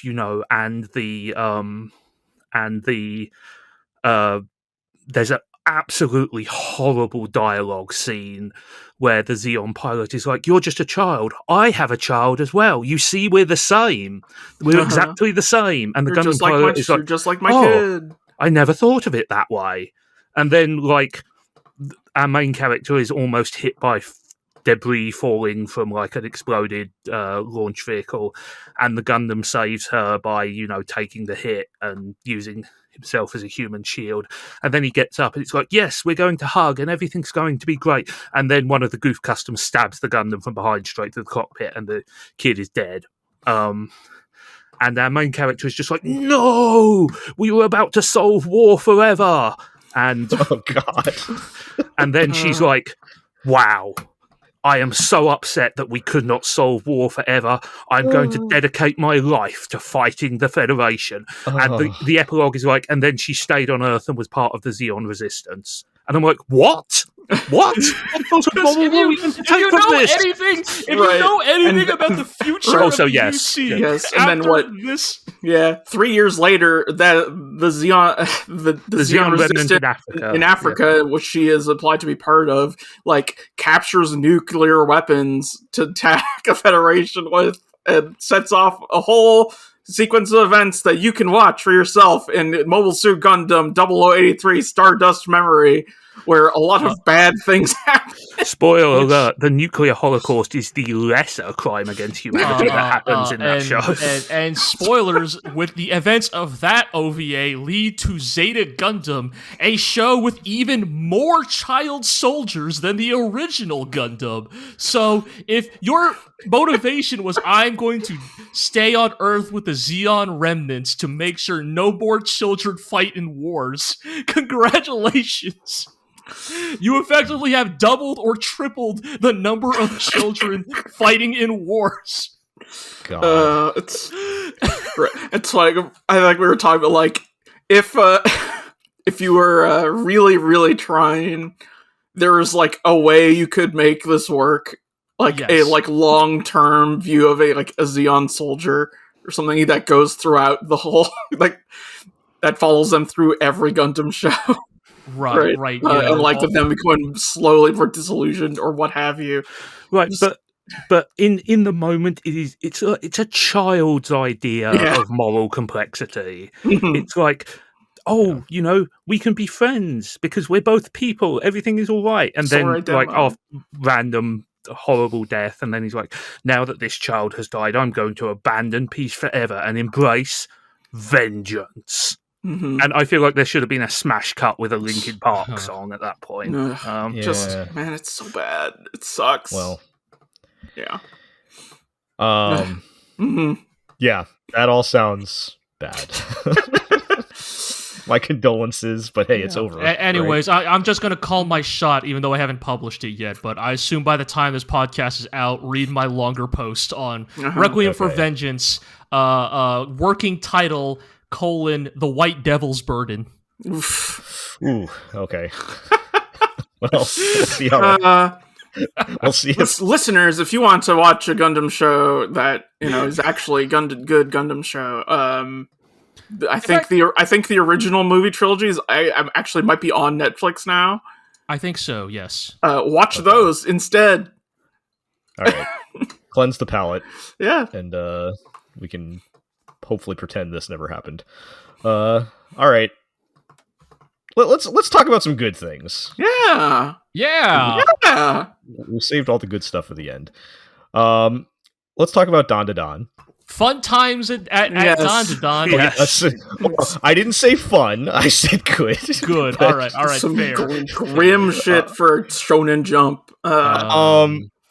Okay, so we get these 2 episodes. We get, well, I'm not gonna say introduced because we did meet her previously briefly, but more screen time for Ira, the pink hair girl. Yes, the homewrecker. Mm-hmm. I swear that I have not seen a show that's focused on Magic Golden Balls since Ixion Saga DT, but it is obligatory reference. I was about to say shout out to Ixion Saga DT, but I don't know how well that show has aged, so I'm just gonna say it's a show that's out there. Go ahead and judge for yourself. For the time and our knowledge of certain things at the time, it was probably not too bad. Probably okay, but yeah, just proceed with caution on that one. Anyway, yes, she is the one that, of course, has ended up with Okarun's ball, magic golden ball, single ball, one of them at least. Anyway, and this gets her mixed up in the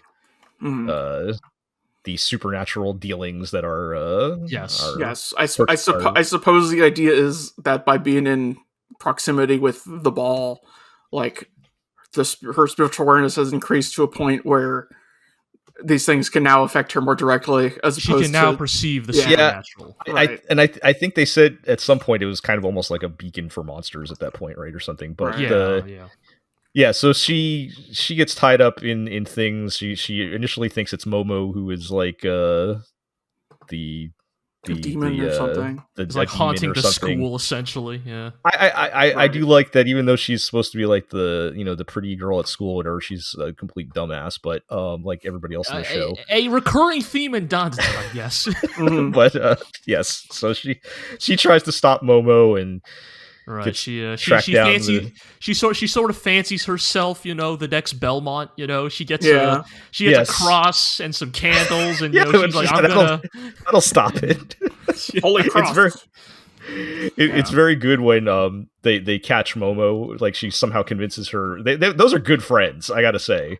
I know, like how many friends do you got that you told them, "Hey, I think our classmate is possessed by a ghost. Can you hold it down?" This kidnapping. Can you? Yeah. So those are ride or die friends, right? Yeah. Please zip tie this girl's wrist. No, it's okay. Trust me, bro. She's possessed. So I can rub this cross lighter on her face. Yeah. But this you couldn't even find a real cross. But anyway, yes, very good. But this leads to the kind of more important part of these episodes where it attracts this. Are they yokai? The acrobatic Silky. Yes, they're yokai, right? That's what we're calling them. A ghost that apparently had some interaction with her in the past, and as we've seen, these yokai have these ties to some kind of tragedy, and boy, do they lean into that business. Mm-hmm. Particularly in episode 7. 7? Is it 7? Yes, but the later episode. But before we get to that part of it, there's a very cool fight. As we would expect. Yeah. I mean, they are fighting in the Super Sentai abandoned warehouse where we can set off explosives. Yes, it's so funny because it is that warehouse. Like it is very similar. They shot of it outside. And I'm like, I've seen Deca Ranger SWAT mode fight a monster there. I mean, like, it's to the point where like this is what I mean, right? Like there's like a weird amount of like Toku influence on Dandadan because it's a manga, it's an anime. You don't have to set it there. Like, that's a restriction of like live action filming. Mm-hmm. But they chose to do it anyway. We're gonna be at the Rock Quarry next time. I don't know, but no, it's like as good as the show looks. Does it look even better? Like I feel like it looks so good. This show, like Science Saru's doing a lot of really excellent work here, and I mean, I've got something to say about that in a little bit once we get onto episode 7. Sure. Yeah. And I have a lot more to say about that. I mean, it kind of ties into it because the first half of episode 7 does also have an action sequence as well. Right. The first portion of episode 7 is kind of the end of the fight, right? And it just feels like it almost feels like to me like they knew this was going to be a hit and just bet everything on this show and put all their resources into it because it looks amazing. There's a lot of animated hair because that's kind of one of the main aspects of this particular boss, right? So there's get your hair Itano circus, Yes, which looks very cool. I don't know if there's anything else you guys wanted to say about episode 6. I feel like 7 is where the meat of what happens is, but because 6 is kind of more setting up introducing more of God, I forgot her name, or Ira. right. Whereas 7 is kind of getting to the meat of the story. So, but yeah, when Momo tries to, I guess it starts with Ira dies, right? Yes. Very close to being dead or something because she's eaten alive by right. Okay. Which I'm kind of glad they did that because this whole time I'm like, I don't need an explanation because it's anime as to why Okarun and Momo are not dying from the things that are happening to them. They have superpowers. Superpowers. Right. So I was ready to hand wave it, but then I was like, okay, but she doesn't have powers, right? Like, so like, okay, that makes sense then. Yes. So they're like, yeah, of course she's going to be dead, right? After what happened. Mm-hmm.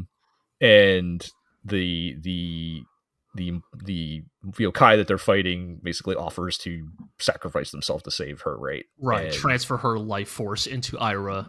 And in the process of Momo doing that, she is I guess, sees this creature's past, right? And how she got here. And that's kind of the meat of episode 7. And this is kind of going to get into a recurring theme in Dandadan that, like... That the earthbound spirits, right, yokai, ghosts, whatever you call them, are all sort of like creatures manifested of like human tragedy. Right. Like, and sort of like if we're gonna do like, it's not always thematically consistent, but if we're gonna compare like when they're fighting aliens versus ghosts, aliens are by and large seen as an external threat in Dandadan. They are outsiders who have come here, who have essentially penetrated the fabric of human society. Did you really have to use that word? Penetrated. Well, look, pun not intended, but yes. Whereas like ghosts and yokai arise from sort of humanity's own internal turmoil. They don't all go this hard, but like with Turbo Granny, for example, they hinted at they explained where Turbo Granny's kind of, I guess, resentment or whatever was coming from, without getting super in any detail. But they did kind of explain where there was definitely some dark shit in the back, and it was very dark. And with Acrobatic Silky's backstory, we kind of get the full we get a very detailed right explanation of what happened that got her to this point, right? And I will say this segment is like, I kept my mouth shut up till now, but like this is kind of like one of those aspects of Dandadan that is why I was very interested to see Science Saru handling this adaptation, because like it's one thing to like do the very like highly technical, impressive animation, but in some ways Science Saru was also a fantastic studio to handle.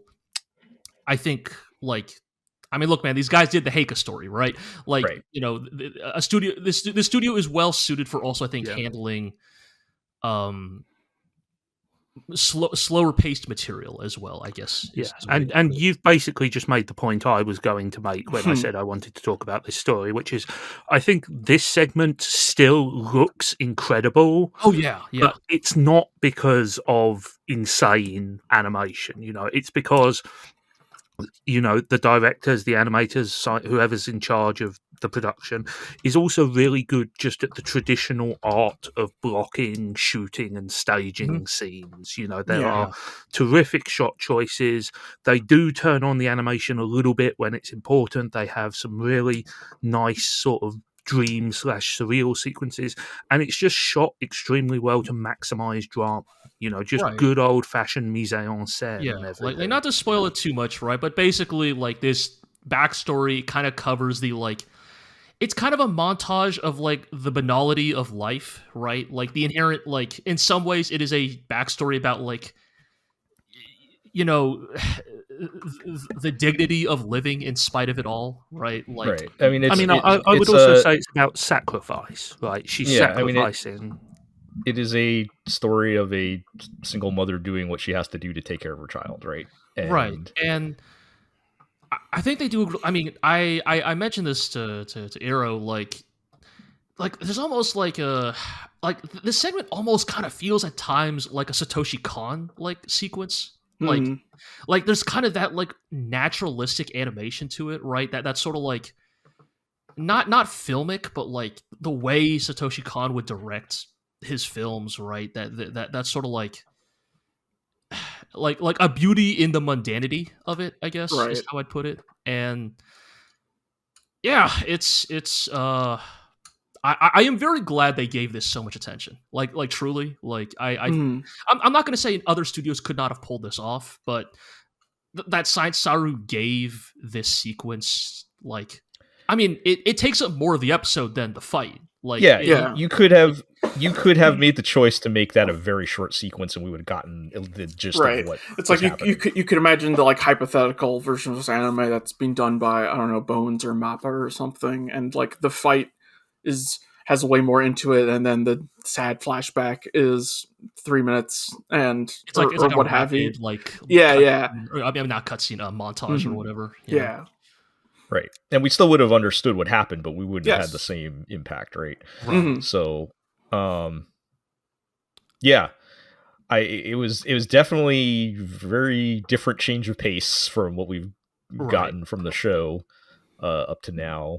And, it kind of expands the scope of what my expectations are in some ways for the show now, because I will say, and I don't necessarily want to play negative Nancy here, I think it does expand the horizons of the show. I think it is not necessarily the most shocking story. Yeah, you know, it has been done before, but it is an extremely good execution of that. I think that's fair. Yeah, I did of that basic idea. I did kind of that's kind of getting into one point that I wanted to get right. to, yeah, I think you're which about I to make think the same you point and I I'm are about probably to, going to be on the yeah. same page on this one, Zig. Just we've been doing this a long time together, so Yes. Okay, I do think this episode was handled well, but I know for me, I get very wary of using violence, sexual or otherwise, toward vulnerable people like women and children as a plot device, and it has come up a few times now in this show, whether it's the quote unquote goofier version of what happens to Momo in episode 1. The Turbo Granny backstory is based on sexual violence towards young girls, and what we see happens in this one. I mean, as far as I know, we don't know what happened to her actual daughter and all that, and she was essentially murdered. And I will just say, I do think that it is a strong narrative choice not to make Ira her daughter, and also to put in a scene which clearly and obviously delineates that that's the fact. Right. Yes. So again, I'm not saying this was a good execution of doing that. I'm just very wary of, like I always say, if you're going to do that, make sure you have a reason, yes, and that you're handling it the right way. And I think they did a good job. I kind of hope that's not the only plot line they're going to go for every supernatural entity that we fight. I think I definitely understand where you guys are coming from, and I will say for my part that I kind of agree that this is a thing that Dandadan happens to do very well here, but there is that feeling that okay, please don't make every new addition to the party have a deeply upsetting backstory, because it is also that weird thing of I think it's very impressive that they pull it off, but I'm not going to mince words. We're going right back to dipshit antics next episode. Of course, right? It's when they Ira can henshin into Silky. Yeah, when they even at the end of this episode, when I think the last shot is when they're both crying and they're hugging, and the thing's disappearing, and then it immediately hard cuts the ED with the lucky cat with the blow dryer, and I'm like, I draw you, draw. I've had this kind of whiplash since I don't know, episode 23 of Evangelion or something, right? When they go to fly me to the moon, but there is some whiplash there for sure. Yeah. The thing I was actually going to say, Joe, was not the same point you were going to make, actually. Okay, although I think that it was an important point that you made well. The thing I was going to say is my impression of Dandadan so far is that I'm enjoying it a great deal. Almost all the things I am enjoying about it are the result of Studio Saru rather than the material, if that makes sense. Yeah, to me at least, and again, this is just a personal opinion, I don't think the material is awful, but the thing which is making this show stand out for me is the production work rather than the story necessarily, and I'm just a little wary of that because I don't know how long you can keep that up. I think the character, to bring this back to last season, or I think the character writing this is better than, for example, The Elusive Samurai, where I was saying the same things you were saying. And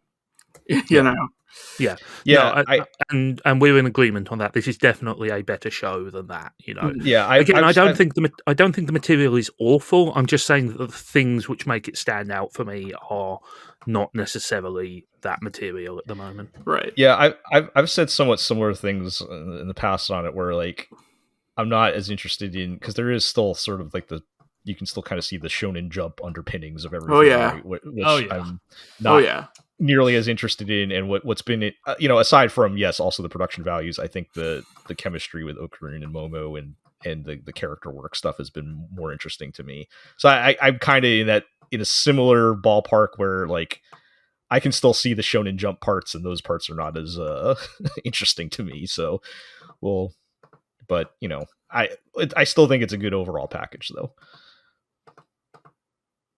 Yeah. seems like an alright show.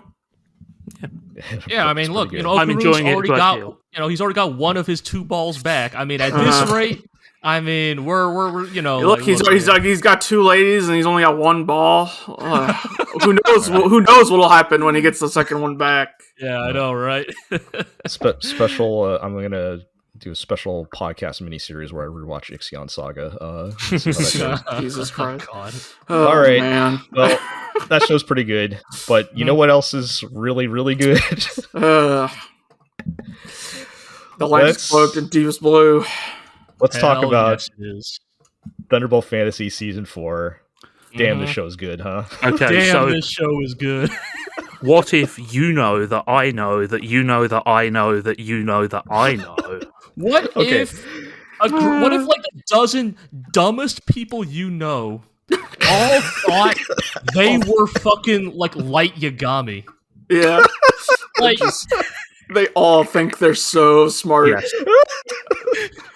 There's so many of them too. There's like 6 of them. Like they all think they're the smartest person in the room. Even though like it's just like 3 of them are running the exact same scam at the same time. It's so funny. Okay, so here's the thing. Like, I knew we weren't going to top last. We were going to top episode 4, right? No, like, in terms of to be clear, this has been a couple of like slightly talkier, less action. Right. Episodes. But God, some of the like that I think I laughed the hardest, and again, laughing complimentary here when they're at the demon court has assembled again, and they're like, yep. "Oh, did someone dare to conspire with humans?" And everyone's like, "Huh, that's a good idea." Right. Was it this series of 2 episodes where we get the oh no, one of us has been killed, and they cut to everybody's reactions, including Azabelfer, the guy who orchestrated the murder? What? Moi? I think my personal vote for funniest moment has to be when like they're fighting those monsters and then Turban Guy shows up doing the Sam Fisher split between walls thing. Yeah, it's so good. So to kind of summarize it real quick, right? So after one of the demon lords gets killed, right, and the demon lord himself, like big demon lord, is like, all right, all you other little demon lord nobles, you gotta get to the bottom of this, all right? You know, solve this shit. Make sure that nobody gets more than 3 or 4 of the demon seals that all of you carry at one, in one place, right? And God, just so you have Rin Setsua disguised as Ihyobo, convincing Spider and Wasp that, oh yeah, you guys should split up and try to fuck each other over. That's a great idea. And they're both like, yeah, he speaks truth. So you have Spider and Wasp both teaming up with a respective member of the demon nobles, right? Who come up with the exact same plan of you'll be my human proxy to kill the other demon nobles. Great idea. Like down to the detail, exactly the same. Which Azabel is already running, by the way. To the point where they split screen them, Yes. You have Ansat, the spider guy, find Rofuyo, and he's like, "Hey, Rofuyo, I know you want to kill your dad. What if you took my dark bargain? I also want to kill your dad." Yeah, Is season 4 just Rofuyo making terrible life decisions? It really does feel like. I feel like Rofuyo has not made a single smart decision in the last 7 episodes. Like he really needs that Simon punching Rocio and Gurren Lagann moment. Like Shofukan needs to deck Rofuyo in the face, man. He is making some boneheaded choices. Yeah. Episode 7, we have the you thought okay, we're making all these plans, and then episode 7 immediately opens up with, and half those plans go horribly wrong. The dinner between the turban demon noble and the veil demon noble, where they're like, let's have a good talk to clear out all the air. Gotcha, bitch! And then Wasp and Spider spring out from beneath the table to assassinate their respective demon. Honestly, noble. They really should have had them come out of a cave. It's for a split second. I was like, did they work together to do this? I'm like, oh no, they're not that smart. No, it's so funny because Spider and Wasp are like, hey, dipshit, you know how much work it took to earn their trust? It's like, Like, I think it'll be so funny if Spider and Wasp keep trying to fuck each other over, but the circumstances of the plot force them to keep working together. Right. Because, like, I don't like you, but also we have the same boss, and everybody else is trying to kill us. So they're just gonna start making out at the end. But we learned that it's basically a battle royale between like the 7 stupidest people you can possibly imagine. Right? It's really funny. Like, it's because, like, obviously we know that at the end of the day, all these plots will fall in the face of Rin Setsua, the ultimate schemer. And it's like, it's so funny to just see that, like Rin Setsua's not even that involved in half these schemes. These are just, like, this is just what happens when dipshits scheme against each other. Like, right, that's the thing with schemes, right? Like, all you have to do is, like, start the first pebble and eventually the landslide will happen. It's so good. We find out that Azabelfer's whole motivation is, hey, wouldn't you guess? Yeah. Urobuchi wrote another nihilist villain. Yes. But the twist here is that Azabelfer does not have memory, but he can tell that his history has been altered by time travel, and that it must have been by himself. And he thus only anything that happened.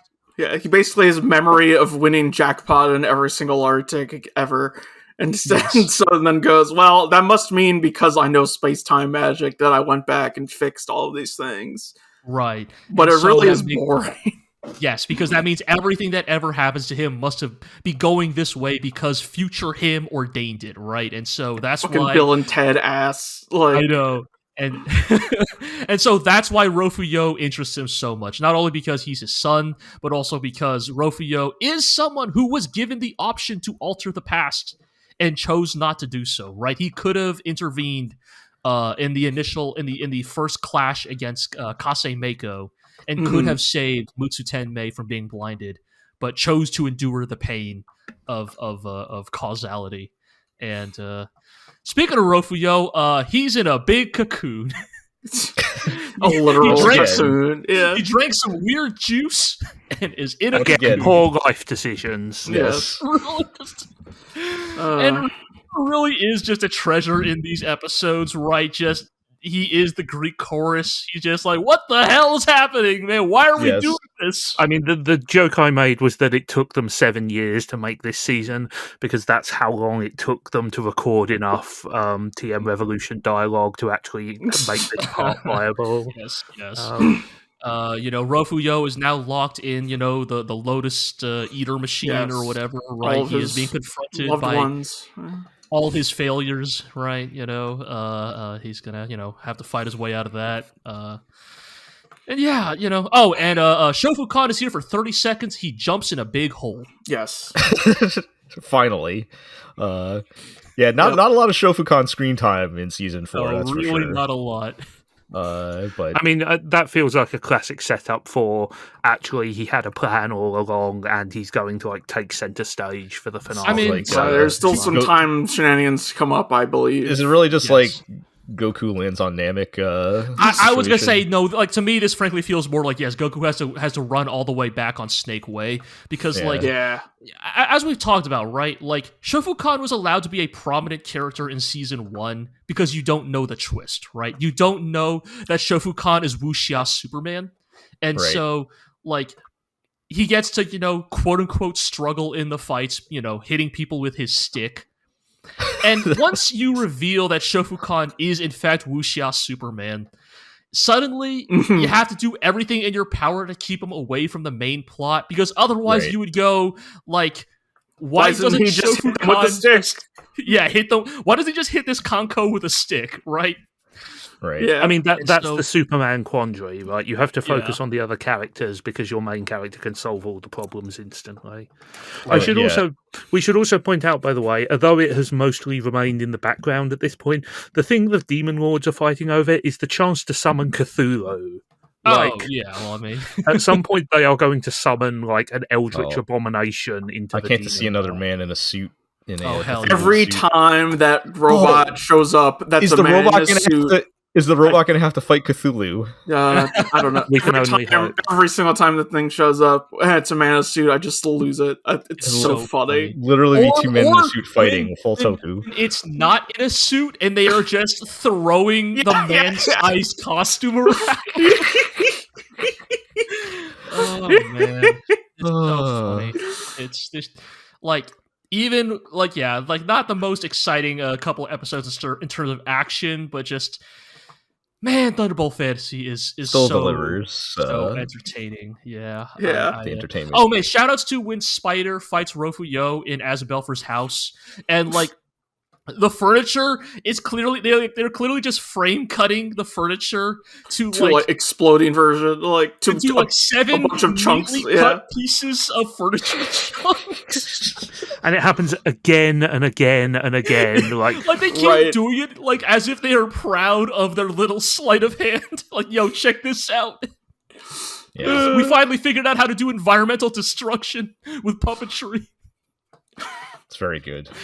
Oh man, I love it. What a fantastic show. It's truly just still good fun. Incredible. Yeah. All right. Well, thank you, Thunderbolt Fantasy. Thank you, Thunderbolt Fantasy.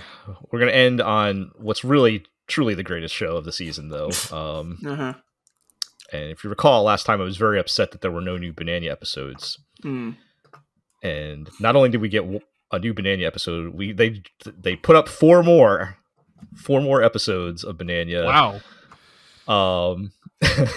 So this time we had Bananya Man, Hero of Justice. All right, okay. Who defends the Earth against a meteor that probably got caused by Bananya. If you recall, so the whole premise of this season is a tiny Bananya who I looked up is named Baby Sweet. Apparently, a tiny Bananya from space comes down and has been teleporting Bananya to various different locations around the world, doing themed things. So this one, it's the Hero of Justice Bananya Man that they meet and possibly cause a world-ending event, but he stops it. And then they teleport to meet Coach Bananya, where Bananya trains for the X Games, I guess.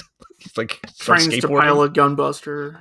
But he teleports away before he can finish competing, unfortunately. And then is this just a Bananya version of Quantum Leap? Yes. Damn, yep. I haven't thought about Quantum Leap in a hot minute. They meet great Detective Bananya with his Sherlock Holmes hat, and there's a train murder mystery. Like Paper Mario 2? Which, turns out Bananya was the murderer all along. Oh no! Bananya! You see, when he teleported into the train, it was like in the kitchen, and the chef fell over and spilled chocolate all over himself and got knocked unconscious. The chocolate being the proxy for blood. And, of course, he was could have done this. Bananya. And then, finally, Bananya hits the slopes and starts snowboarding in episode 8. SXX Bananya. And there's a whole sequence where tiny baby sweet Bananya gets separated from Bananya and can't find him and thinks that she's never going to see him again. And there's like somehow in the 3 minutes they fit in a montage of everything they've done so far. I love a good comedy montage. Again, these are 3-minute episodes, not factoring in the 30-second ED at the end. So my only problem is at the end of episode 8. So like at the end of every episode, they teleport so you see where they're going to be next time. Yeah, it really is Quantum Leap. And he looks like he goes to Hogwarts. So I hope we don't have to cancel Bananya. Oh no!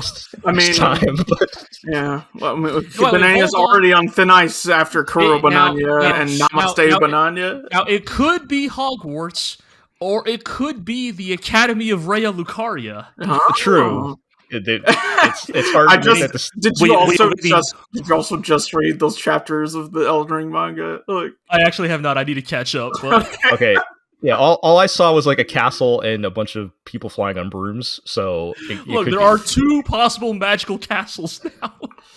Or maybe it's Little Witch Academia. Yeah, like we already know Little Witch Academia takes place in a multiverse. So that's right. So it could be one of those 3. But yes. Anyway, I'm kind of sad because I think this means now we're not going to get more Bananya for another 4 weeks again. But I'll take what we can get here. Also, I don't know if I mentioned it on the podcast, but the ED kind of slaps. Yeah. It gets stuck in my head a lot. Go check that out. It's not bad.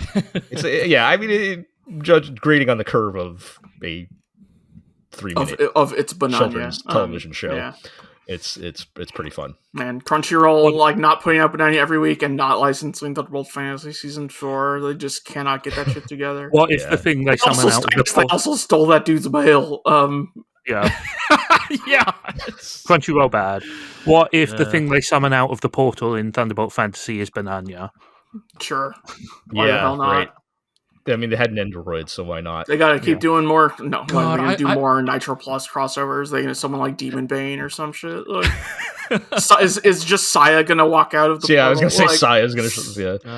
Yeah. No, I was thinking, man, Crunchyroll has been having some.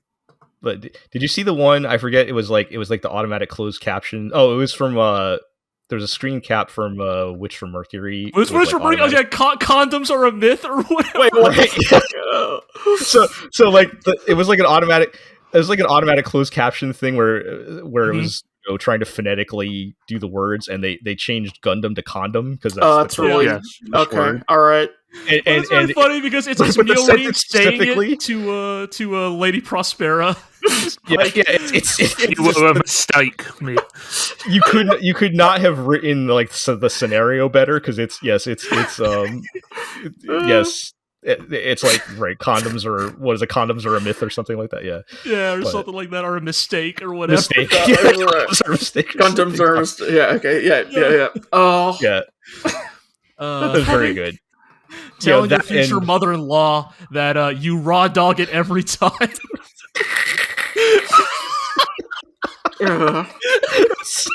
Okay, we need to end this podcast now. Is that and I saw we were joking earlier about how on Blue Sky Crunchyroll was too late to grab their name, and now Crunchyroll on Blue Sky just belongs to some guy named Mike. Miami Mike strikes again. I know what you did on Blue Sky. Miami Mike. Yeah. They're having a tough time right now. So, all right, that's as good a place to end it as any. So let's do our housekeeping. You can check us out at theglorioblog.com. Keep your eyes out for G's post about the Gundam Requiem for Vengeance and many of the other things we've written about there. You can follow us on Blue Sky at GLORIO blog. That is kind of the only active social media I'm using for us right now. Yeah, rip Ghost. I deleted my Twitter account. Damn. Congratulations. If it's possible, I understand it's not possible for everyone, but that is not a place you want to be if you can avoid it, I think. But yep. And for the podcast, you can subscribe to the podcast on Apple Podcasts, Spotify, Amazon Music, Podbean, Stitcher, and of course YouTube, where you can like, comment, subscribe, ring that notification bell, all those good things. Tell your friends, tell your enemies, and we'll catch everybody next time.